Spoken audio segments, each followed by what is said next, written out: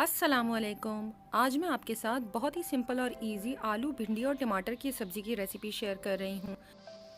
1/4 cup तेल गरम करें और इसमें शामिल करें 2 दरमियानी प्याज जिसे स्लाइस किया हुआ है। प्याज को सिर्फ इतनी देर कुक करना है कि इसका रंग तब्दील होना शुरू हो जाए और वो नरम हो जाए।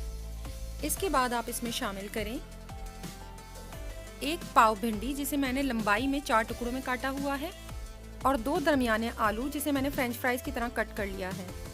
इसे 1 से 2 मिनट तक अच्छी तरह से फ्राई करें।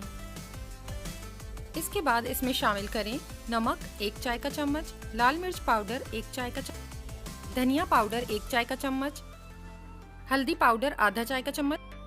मसाला शामिल कर इसे 1 से 2 मिनट तक सौते करें।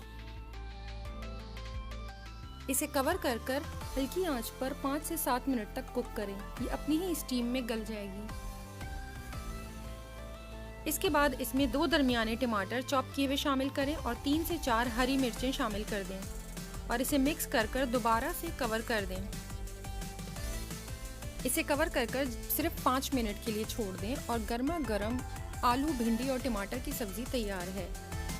लास्ट में अगर आप इसमें ऐड करना चाहें तो थोड़ा सा लेमन जूस ऐड कर दें और हरे धनिए के साथ इसे गार्निश कर दें। गर्मा गर्म आलू भिंडी और टमाटर की सब्ज़ी को चपाती के साथ सर्व करें। अगर आपको ये रेसिपी पसंद आई है तो प्लीज़ लाइक, कमेंट और शेयर करें और मेरे चैनल को सब्सक्राइब ज़रूर करें। Thank you.